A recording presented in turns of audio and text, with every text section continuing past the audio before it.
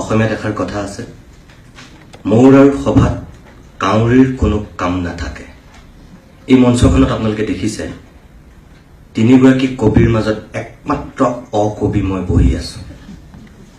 গতিকে মোৰ অৱস্থাটো এইখিনি মুহূৰ্তত কি হ'ব? শংকৰদেৱে যে কৈছিল পূৰ্বসূৰী অপ্ৰমাদী কবি মাধৱ কন্দলীৰ পাণ্ডিত্য দেখি হস্তিৰ দেখিয়া লাদ সহা যেন ফাৰে মাৰ্গ মূৰ বৈলতে নয় অৱস্থা। মোৰো এতিয়া তেনেকুৱা অৱস্থাই হৈছে ইয়াত থাকি। হস্তিৰ লাট দেখি সহা চিটিকিছিলে আৰু তাতে আকৌ বহি আছে সন্মুখত হোমেন বৰগোহাঁই ছাৰ। মেদিনী কবাতো তেনেই স্বাভাৱিক। কবিতাৰ সন্দৰ্ভত মই একো ক'বলৈ নাযাওঁ। আপোনালোকক এটাই কওঁ, সাহিত্যিক নহলো, নাট্যকাৰ নহলো, কবি নহলো, কিন্তু মই সাহিত্য ভাল পাওঁ, নাটক ভাল পাওঁ, কবিতা ভাল পাওঁ, গল্প ভাল পাওঁ, উপন্যাস ভাল পাওঁ। গতিকে মই প্ৰণয় ফুকনৰ কাব্যগ্ৰন্থখন হাতত লৈ চকু ফুৰাওঁতেনে মোৰ চকুত যিকেইটা কবিতাই হঠাৎ এনেই চাই যাওঁতেনে মোৰ ভাল লাগি গ'ল। মই আপোনালোকক উপস্থিত থাকি বেলেগ উপহাৰ দিব নোৱাৰোঁ, পাণ্ডিত্যপূৰ্ণ কথাও ক'ব নোৱাৰোঁ, সেইখিনি মোৰ শক্তি সামৰ্থ্য নাই। মই দুটামান কবিতা গুণগুণাই দিছোঁ। নীলিম দায়ো নাই কোৱা, তাঁতী দায়ো নাই কোৱা। কাব্যগ্ৰন্থ যিহেতু দুটামান কবিতাত, প্ৰণয় ফুকনৰ কবিতাত আপোনালোকে যিখিনি পঢ়িছে তেওঁলোকে ইয়াত উপস্থিত আছে, নতুনকৈ কোৱাৰ কোনো প্ৰয়োজন নাই। তথাপিও মই ভাবোঁ দুটামান কবিতা আওৰাই দিলে প্ৰণয় দাক মই এটা উপহাৰ দিয়া হ'ব। সেইকাৰণে দুটামান কবিতা মই এনেই গুণগুণাই দিব বিচাৰিছোঁ।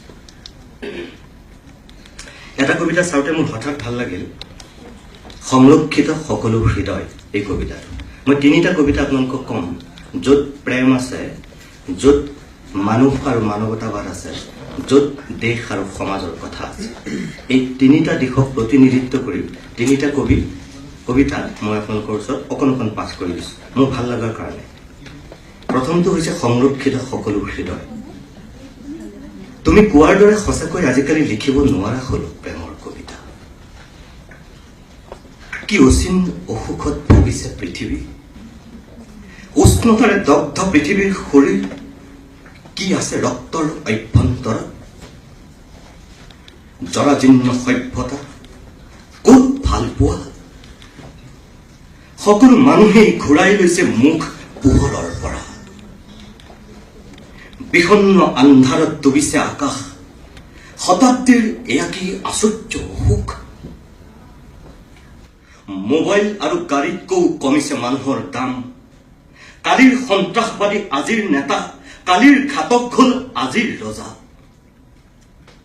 এতিয়া অনুভৱ কৰে কোনে, দেশ মানে দিশহাৰা 100 কোটি, দেশ মানে 1 কোটি যক্ষ্মা ৰোগী।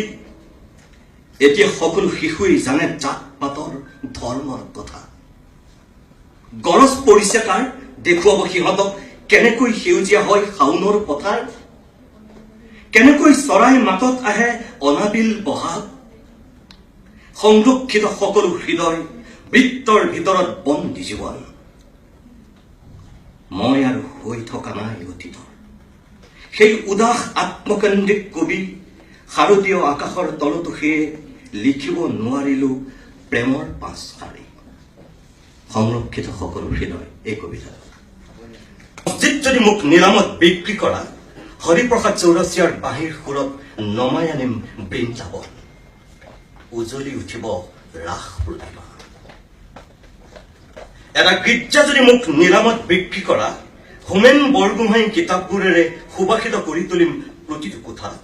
বন্দুক বিচৰা হাতবোৰক আলফুলে তুলি দিম কলম, ধ্বংস নহয় সৃষ্টি কৰা। পখানিব নোৱাৰো গুণ আনকি তোমাক মই ভাল পাওঁ বুলিও ক'ব নোৱাৰিলো কোনোদিনেই। কাৰণ তুমি মোৰ গল্প নহয়, উপন্যাস নহয়, তুমি মোৰ নিভৃত কবিতা। এয়াই প্ৰণয় ফুকনৰ কবিতা।